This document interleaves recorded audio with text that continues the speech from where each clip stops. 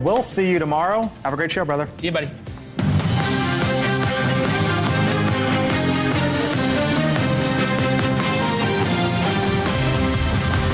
Tonight, hands on, hands off. Republicans can't get their story straight on women's issues.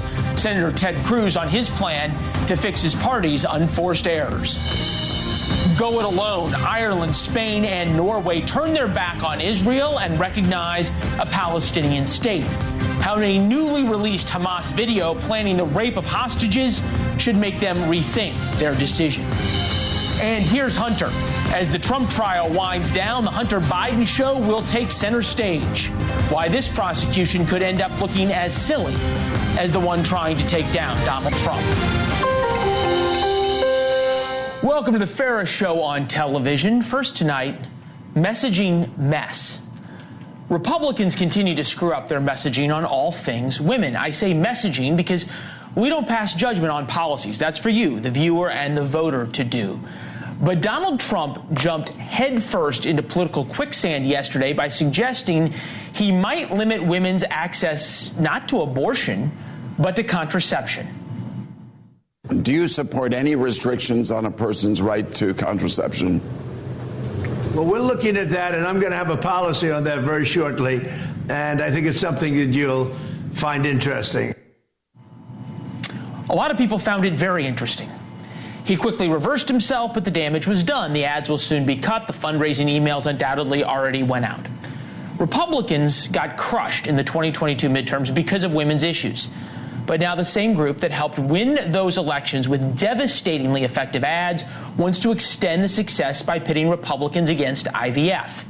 We'll show you the ads a little later. 2 Republican senators introduced legislation to protect IVF access after a Democratic-led effort to do so failed earlier this year in the upper chamber. It seeks to safeguard IVF nationwide by banning states from receiving Medicaid funding if they enact an outright ban on the fertility procedure. It would not force any individual or organization to provide IVF services, nor would it prevent states from implementing health and safety measures within clinics that provide such services. With us now, Texas Senator Ted Cruz co-sponsored the bill. His colleague, Senator Katie Britt of Alabama, was unable to join us because of a scheduling conflict. Good to see you. Welcome back. Leland, great to be back. Thank you, sir. Appreciate it. All right. Other than providing Republicans in swing states the ability to say, I voted to protect IVF, right? I got a smile there. What else does this bill actually do? Look, this bill is designed to create a federal right, a federal protection to IVF. And IVF has been incredible medical technology. It has enabled millions of parents who couldn't otherwise have kids to have kids. And we see today roughly 2% of all births in America come via IVF. There are over 8 million babies that have been born through IVF. And millions of people are understandably confused and afraid, particularly following the Alabama Supreme Court decision several months ago, where they're afraid that IVF will be taken away. And as you noted in your intro, we also have partisans that are trying to stoke that confusion, stoke that fear. Okay, fair enough. But in terms of what this bill does, one of the carve-outs, and I understand why, is it would not prevent states from implementing health and safety measures within clinics that provide such services. That is exactly the way red state legislatures got around Roe and tried to shut down abortion in their states by calling them health and safety restrictions. So it's not because this bill has a categorical prohibition on any state or any local government banning IVF. And the courts would interpret the plain language of that to mean you can't ban IVF. Health and safety, look, the reason for that health and safety language is every medical procedure in a state has health and safety regulations. You don't want just someone to set up a clinic that isn't a basic clinic that protects You understand health. The fear, though, of people saying that this is just opening a back door the same way there was to Roe. Well, right now, the current law is they can regulate health and safety. So it's not giving them any additional authority. What it's doing is it's setting a categorical prohibition. You cannot ban IVF. Now, look, right now there are no states I know of that want to ban IVF. But that could change, and a lot of people are confused and afraid. And so this bill is important to be able to say it is a matter of federal law that I have a right to have access to this. And part of the reason I introduced it as well, to the best of my knowledge, all 100 senators agree that IVF is important and it needs to be protected.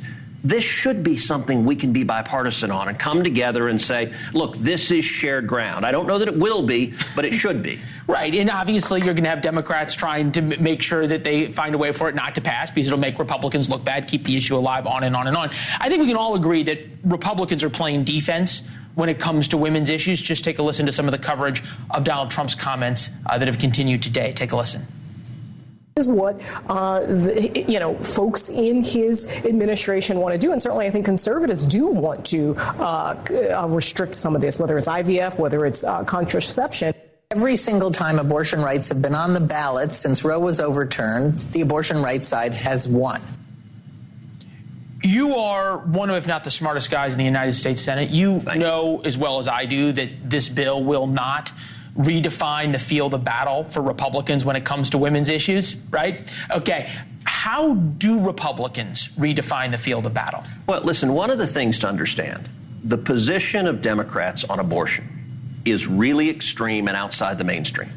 In the U.S. Senate, every single Democrat senator supports unlimited abortion with no restrictions, literally up to the moment of birth, up to the 39th and 40th week, a partial birth abortion. Right, but that's not what the field of battle is right now. But there's a reason for that. It should be. That view, do you know 9% of Americans agree with that view? 91% of Americans say, whoa, 39th and 40th week, late term, that is extreme. And so what Democrats do, they don't want to defend their actual policy. And by the way, every Democrat has voted to strike down every limitation in the country and to legalize it up till the moment of birth.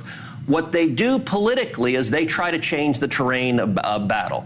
You know, Sun Tzu said every battle is won before it's fought. It's won by choosing the terrain. They don't want to defend their actual policies. Instead, what they do is they attack on IVF and they attack on contraception. Now, there are no Republicans that want to ban IVF. There are no Republicans that want to ban contraception. Then why did Donald Trump say it? I don't, because he misspoke, because he wasn't sure what to say.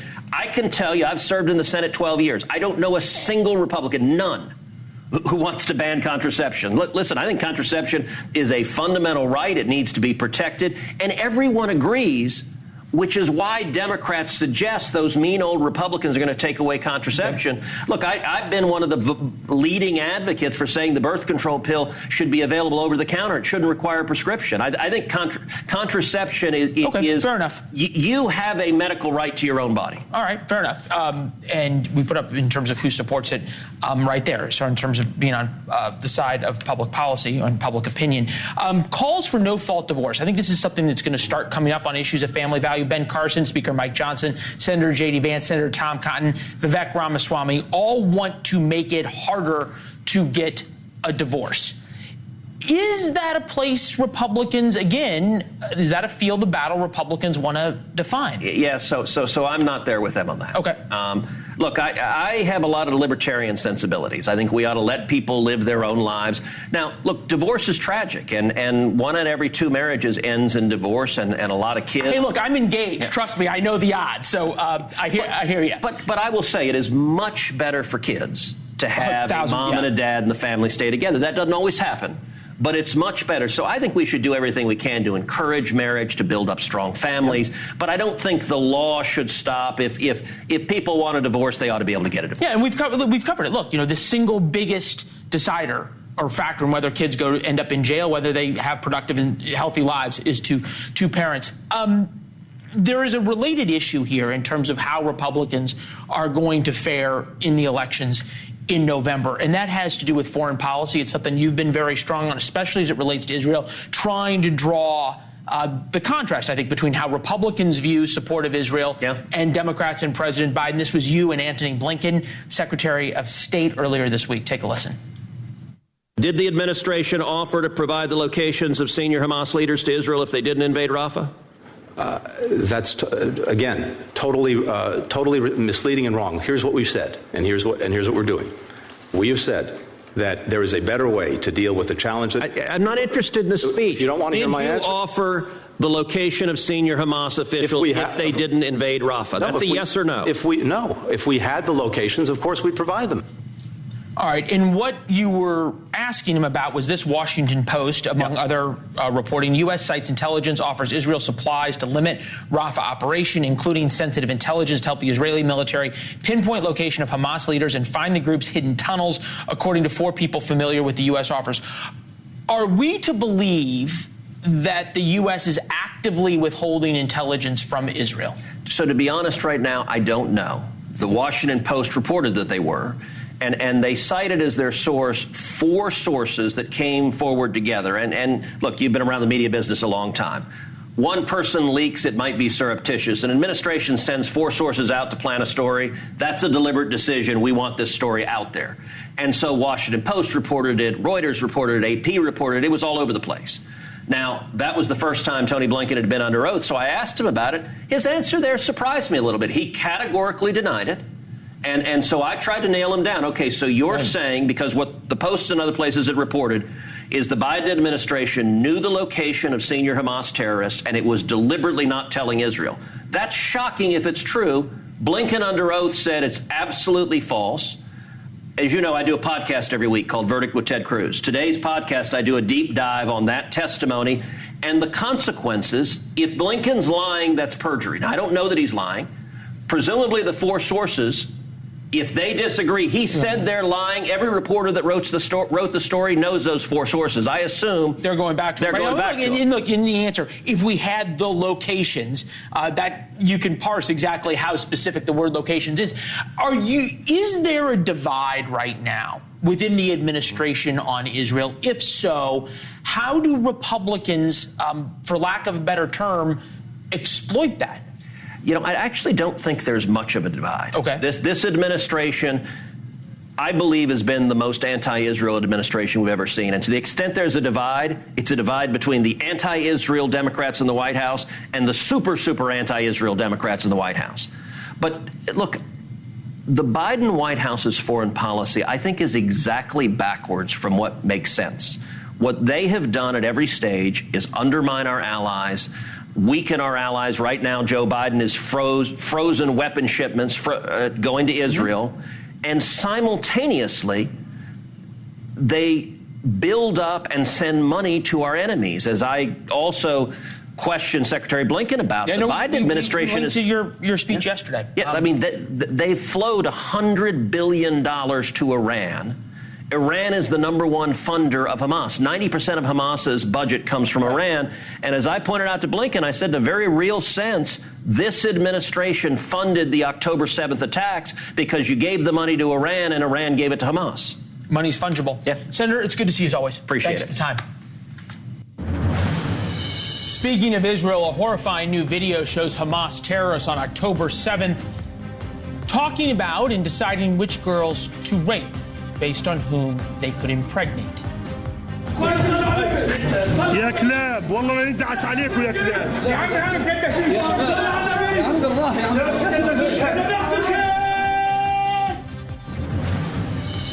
Yet Spain, Ireland, and Norway just recognized a Palestinian state, while Europeans keep cozying up to terrorists. And almost half of America thinks the stock market is down this year. It isn't. More than half thinks the economy is shrinking. It's growing. How the perception of the economy is becoming a tough political reality for President Biden. Guess what? The plan we put in place is beginning to work. We've created a record 15 million jobs since I came to office. The President has 15 million.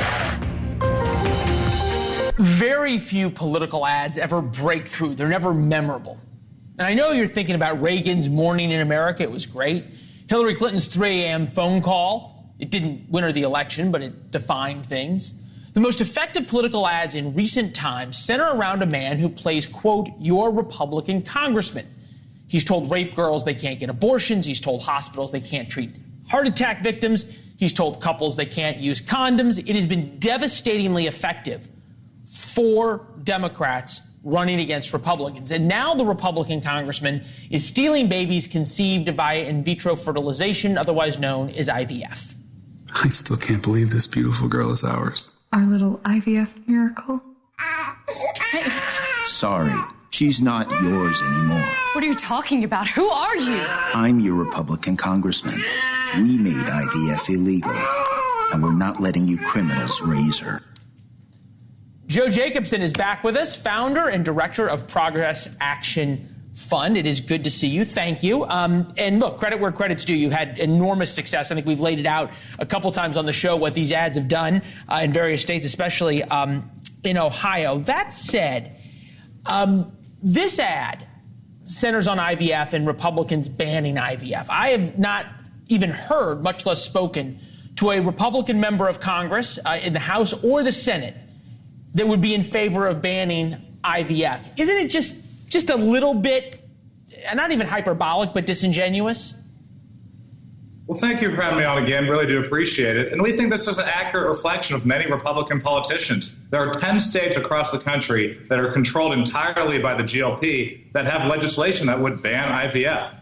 If you look at Republicans in Congress, a majority of House Republicans support a bill that would, for all intents and purposes, criminalize IVF. We don't think this is a reasonable position. People who want to have a baby should be allowed to have a baby, and that's why we're running this ad to hold people accountable in the Republican Party who are elected officials.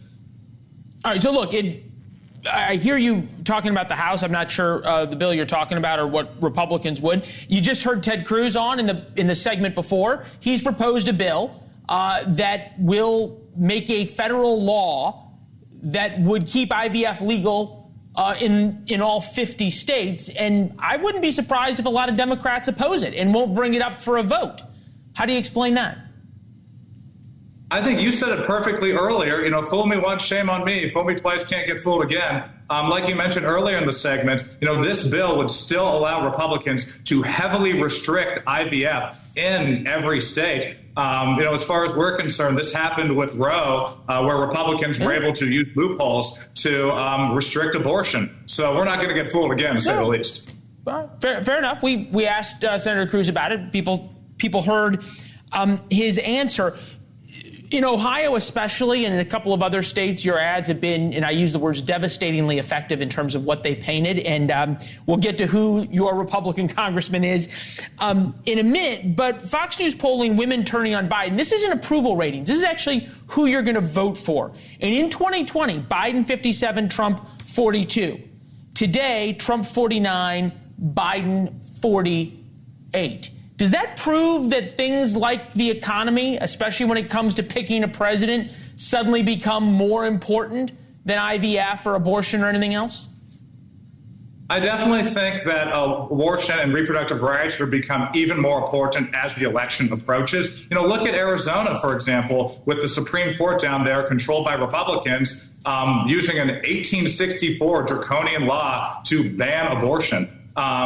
People in Arizona are fired up about this. They're fired up about IVF. Republicans out there are absolutely out of touch with what the American people want. So that's why we're running these ads, because in these swing states, abortion is on the line, and that's why we're going to be continuing to do the work we're doing. All right, so I put up the quad box in the intro. That's all 4 screens. Who is your Republican congressman, and where is he going next? We have 2 different actors who play our Republican congressmen. We have Steve Bartlett and John Dobra, who are obviously, fantastic actors, to say the least. We don't want Republicans in the school. We don't want them, taking Social Security and kicking grandma out of her home because they want to defund Social Security. So you'll be seeing a lot more of John and Steve, but rest assured, they're much nicer than the characters they play. Well, it is very effective, and you all have had a way of crystallizing some of these issues down to scenes that people can imagine themselves in. And there's an art to that. And certainly, as I said to Ted Cruz, you all have defined the field of battle. Joe, as the Republican congressman travels, come back and talk to us about it, all right? Appreciate you, as always. Yeah, thank you. Norway, Spain, and Ireland have all recognized a Palestinian state. What exactly do they think will happen when Hamas gets international standing?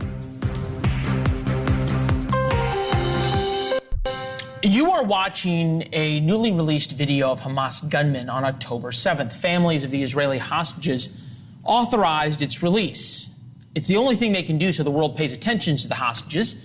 There's over 100 still held. You don't hear about them anymore. They're underground in Gaza. But you do need to listen to the Hamas gunmen as they select which women to take.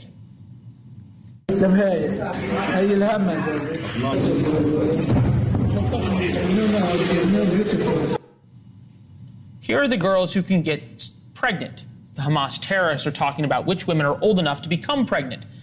They're deciding in real time which women to take as sex slaves. That's the direct translation. And don't look away. It's real, and it gets worse. We're told the Israeli Defense Forces edited out the most disturbing parts of this video. And there's lots of videos of October 7th we still haven't seen. Also today, Ireland, Norway, and Spain recognized a Palestinian state. By any definition, a state made up of, well, these same people. Today, Ireland, Norway, and Spain are announcing that we recognize the state of Palestine. Each of us will now undertake whatever national steps are necessary to give effect to that decision. In the lead up to today's announcement, I've spoken with a number of other leaders and counterparts, and I'm confident that further countries will join us in taking this important step in the coming weeks. Israel's Prime Minister Benjamin Netanyahu called the move a, quote, reward for terrorism, and that rewarding terrorism would not bring about peace. Niall Stanage is here, White House columnist for The Hill. Welcome. It's glad to have you back. Good to see you. Why is Benjamin Netanyahu wrong, in your opinion? Because this is not about rewarding terrorism. Okay. And it's not fair, Leland, to say that the nation of Palestine is made up of the people who did the things in that video. Now, for Ireland and Norway and Spain, I presume, it's not about rewarding terrorism. It's about rebuking an Israeli reprisal assault that has killed 35,000 people, displaced 80% of the population, caused, according to Cindy McCain, hardly a left-wing radical, a full-blown famine in the north. There is quite understandable outrage about that. No, and look, I think reasonable people can agree that what is happening in Gaza is awful at every turn, and there are a lot of Palestinian civilians for whom it is horrific. Some have been killed. The question is, where does the blame lie for that? Palestinian views of the Israeli-Hamas conflict. 72% support the October 7th massacre. 57% of Gazans and 82% of Palestinians in the West Bank support Hamas, which I think we can all agree engaged in terrorism on October 7th. How does recognizing a state that will undoubtedly be run by a terrorist organization that engaged in the attacks of October 7th bring about peace? Who's the Israeli National Security Minister? I'm sorry, where are you going? Itamar Ben-Gvir, who is convicted in Israeli courts of supporting terrorism and inciting racism. Bezalel Smotrich, the finance minister of Israel, suggested that there should be, his words, the total annihilation of 3 cities in Gaza, including Rafah, recently.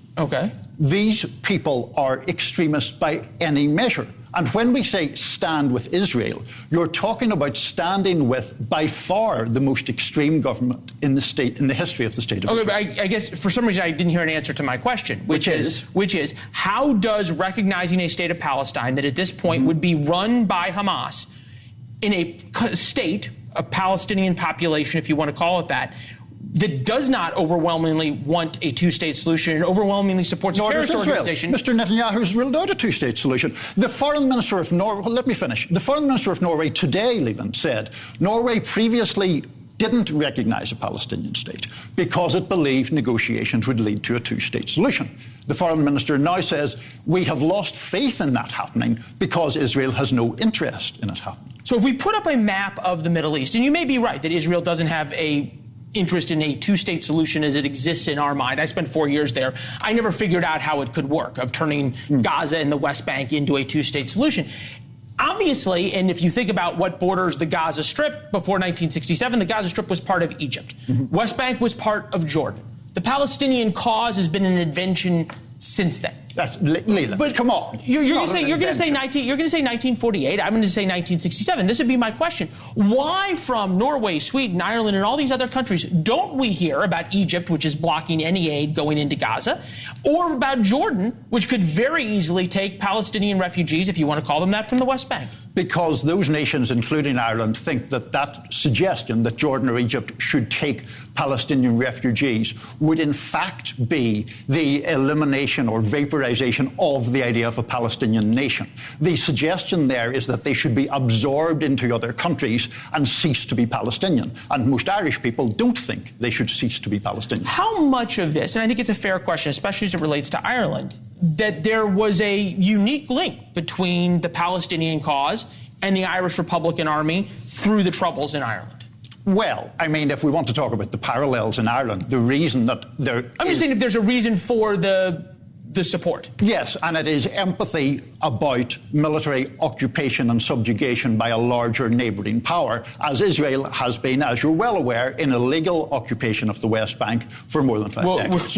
We'll go whether legal or illegal at a different time. It's illegal. We'll go either different time than that. But this would be my question. The reason there was peace in Ireland was because you had two people who, by and large, wanted to live in peace, right? The Northern Ireland wanted to live in peace with Ireland. Ireland wanted to live in peace with Northern Ireland. There was a way to negotiate a settlement.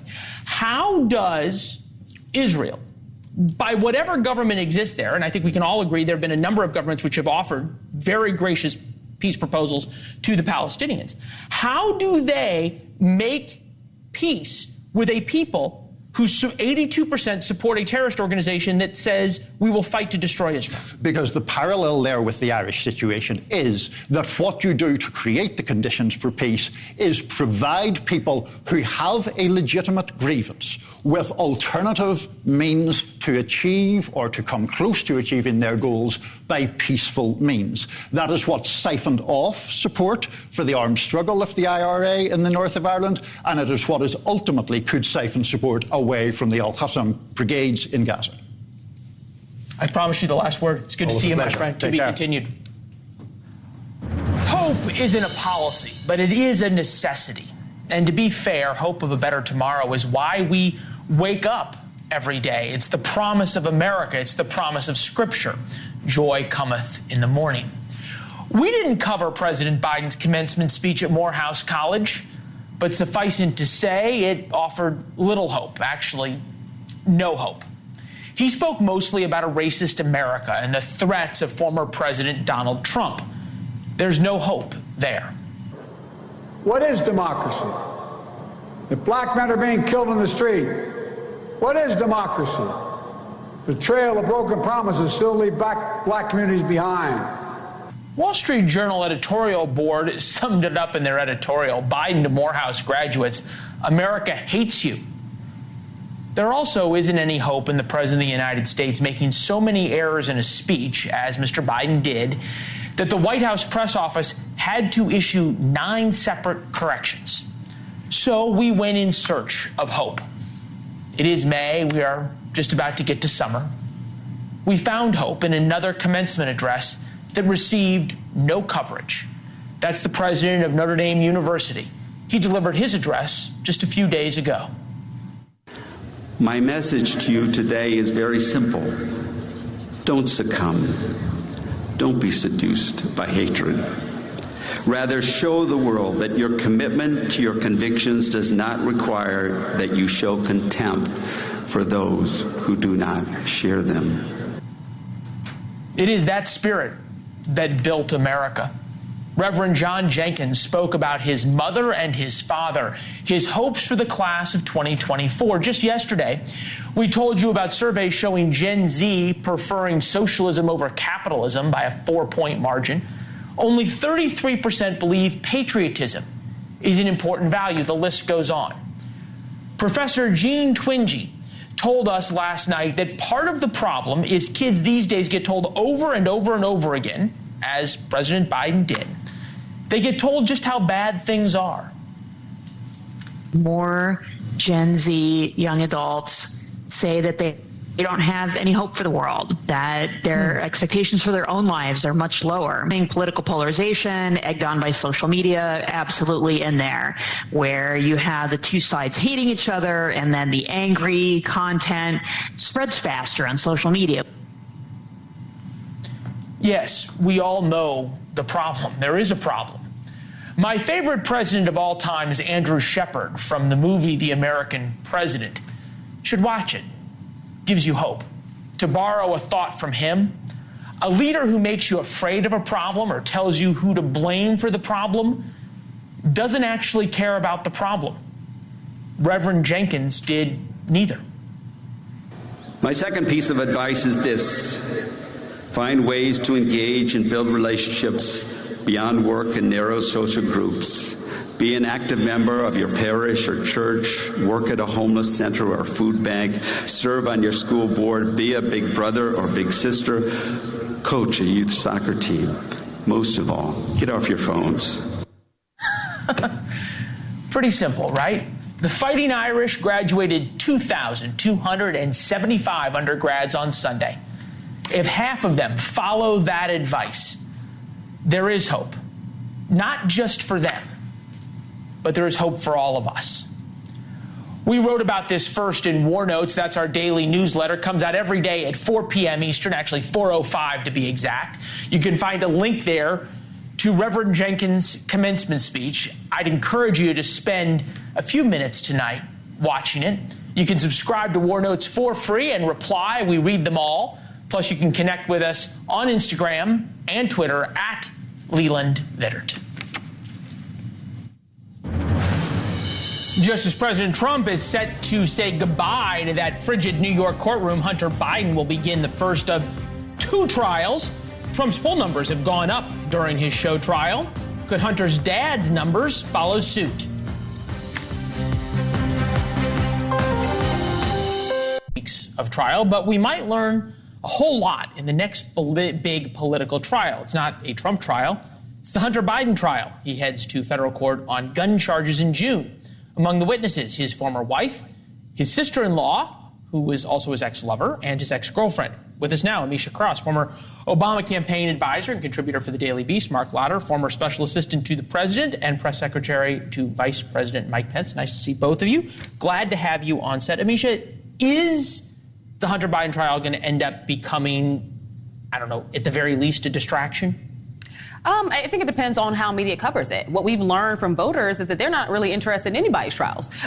They are a lot more concerned with the economy. They're a lot more concerned with being able to pay their bills. We know that they are concerned with housing, specifically the rising cost of rents, as well as mortgage rates. And that credit card debt is really, astronomical at this point. I don't think that the trials are going to have that much of an effect on the voting electorate at all. Okay. And especially in this case, because Hunter Biden's not on the ballot. Fair enough. And look, we're going to cover the economy in the next segment. So point well taken. It is how people are feeling, how they feel about it. This is Hunter in his deposition. I'm sorry, I'm an addict. I was an addict. I've been in recovery for 4.5 years now. I really work hard at it. Under an enormous amount of pressure. Was I an addict? Yes, I was an addict. Mark, to you. We know President Trump sometimes cannot contain himself in situations like this. Do you run the risk of making people feel bad for Hunter Biden? I think the first trial is the one where you run that risk. This is about his addictions and him owning a firearm and not applying properly. The next trial, which is now moved to September, is the one that really holds, I think, more political danger. A, because people are starting to pay attention to the election, and B, this is about shady financial dealings, which can be indirectly, and I'm sure the campaign will indirectly tie them to Joe Biden. So this first one, probably more salacious, but also sad because of the addiction. The next one is definitely more troubling. No, I think I agree with that. The addiction issues that Hunter Biden has have been covered widely. Right. And I think that because there are so many Americans whose families are also, going through this on a regular basis, there is some sympathy there.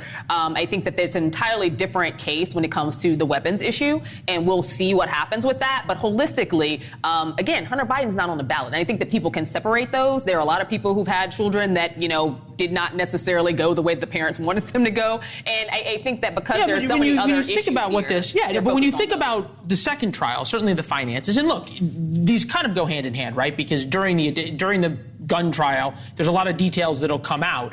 Hunter Biden's 4 years of wild spending, $1.6 million in ATM cash withdrawals, $700,000 payments to various women, $400,000 clothing and accessories, $188,000, $189,000 in adult entertainment. These numbers kind of expand in people's heads, and then you all of a sudden, I think, would also have a sense of people saying, yes, where does he get all this money? Well, I think that part of that can go back to he was employed.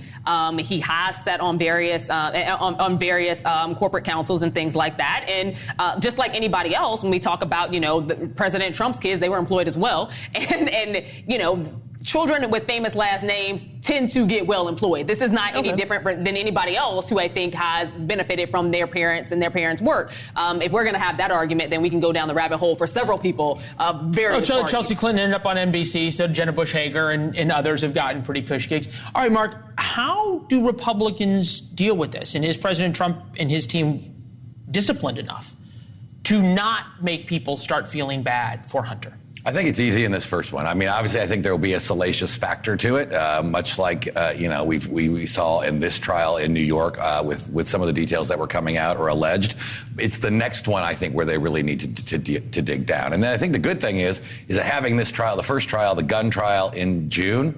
Not a lot of people are paying attention. They're going to be focused on the debates. They're going to be focused on the conventions. But once we get into September, I think, and we go into those tax details, we go into that money. Where did it come from? What did you do? What did you spend your money on? Because that's where a lot of that's going to also come through. And then I think to your larger point, it's going to be, well, where did he get all this money from? These are problems because it's foreign money, which is what Trump has been saying for 4 years. You had nodded along, at least to the debate part. Does Donald Trump bringing up Hunter Biden at the debate, which invariably I think we can all agree he will, how does Joe Biden play that he doesn't seem to be apologizing for everybody's equal under the law, illegal behavior? So I think that having the debates in both June and September was a very strategic positioning that President Biden announced, also acknowledging that, he knew how this was going to fall. So I think that he's going to be well prepared for it, and that Donald Trump and his campaign would be utilizing Hunter Biden regardless of when the debates were going to actually be issued. But I do think that there runs a risk from the Republicans of going too hard on this, because I do think in many cases Hunter Biden can appear as a sympathetic character, specifically because of his addiction issues, his consistent visits to rehab and several other things. And again, a lot of Americans have had to go through that process. We talk about addiction issues. We've talked about it on this show before. And we talked about the fentanyl crisis. It's very real. Tie that back in. I think that he runs the issue of also making that more real for people who are dealing with it, their families every day. I don't think that this is the linchpin that Republicans need to be going down. Fair enough. All right. That linchpin is coming up next. Nice to see you, Mark, as well. 60% of Americans believe the U.S. economy is in a recession, which is amazing because we are not in a recession. Can Joe Biden change the way people feel about the economy? You have 100 times more opportunities. Good paying jobs you can raise a family on in your neighborhood. Capital to start small business and loans to buy homes. A new poll shows the majority of Americans think the U.S. is in a recession. By any objective or fair measure, we are not. They also believe the stock market is down. Again, we are not. The stock market is way up. They believe unemployment is at a 50-year high. The data shows, unemployment at a near 50-year low. There is a huge disconnect right now in America when it comes to the data between reality and perception. Nobody better to talk about this than William Cohen. Spent 17 years as a senior M&A investment banker at a who's who of Wall Street. Just read your piece in the Financial Times. Thought it was phenomenal. I guess if we don't think about this in an economic sense, but I'll get to that, but we think about it in a political sense, does reality even matter? It used to matter a lot. We used to have faith in the statistics that we heard. We used to have faith in the media that reported the statistics that we were told. Now everything is subject to debate. Everything is subject to interpretation. Everything is subject to opinion. And social media, of course, is filled a constant barrage of opposing realities and alternate realities. And of course, you have, Donald Trump leading the way, saying that, the stock market is up because people are anticipating his return to the White House, which is, ridiculous. He's probably saying all those things that half the country are believing. And we know that the country is extremely polarized. So this is the result that you get. But the reality is the economy is doing great. Unemployment is at a 50-year low. The stock market's at an all-time high, and the bond market is actually investable for the first time in about 15 years. Right. So things to people, I guess, maybe who have money, I think you could say are pretty good, even very good, you point out. I'm wondering if it's not so much people are being told that the economy is bad, but they feel it. And you think about basic things, McDonald's, 2019 to now, medium French fries up 134%, cheeseburger up 201%. A friend of mine likes to say the dollar menu isn't the dollar menu anymore. The McChicken more than doubled in price. Same at the grocery store. Sports drinks, 80%, eggs, 63% sugar. I mean, just wild amounts of price increases that I think we can all agree wages haven't kept up with. And so it's not so much maybe what the numbers are, what people are telling them, but it just generally people don't feel good about their own personal economic situation. Therefore, they believe the economy is bad. Well, look, I think during the pandemic, obviously supply lines broke down, inflation increased, fairly dramatically because of goods and services couldn't be, delivered in a timely fashion. Interest rates had to go up. They were kept at artificial levels for 13 years. And I'm sure a lot of people are feeling that they go to the grocery store and everything looks more expensive. Certainly if they go out to eat, everything is more expensive. At the gas pump, it fluctuates, but it probably looks on balance more expensive. Yes, so there's definitely some of that. I don't want to minimize that, but on the other hand, it could be much, much worse. I mean, interest rates could be even higher. There's no question about that. Unemployment, can you imagine if we had high inflation and high unemployment and a stock market and a bond market that weren't investable? I couldn't imagine it. I've certainly read about it. That was the 1970s and 80s. That was stagflation, right? That was the real death cross that happened. Mr. Cohen, unfortunately, we've got to run. We ran out of a little time because we had a debate about Israel and Palestine, a two-state solution. It took up a lot of the show, but we're going to have you back, sir. Thank you. Thank you. Thanks for having me. Yeah, good to see you. Well, you can change perception. You can't change reality. Here's Cuomo.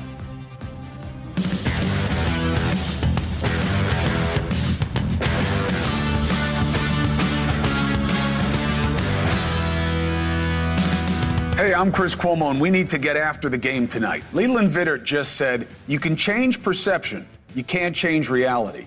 The part he's missing is, in politics, perception is reality. And nothing changes if nothing changes. We have to see the problem, and it exists on all sides. Is it time to admit that Supreme Court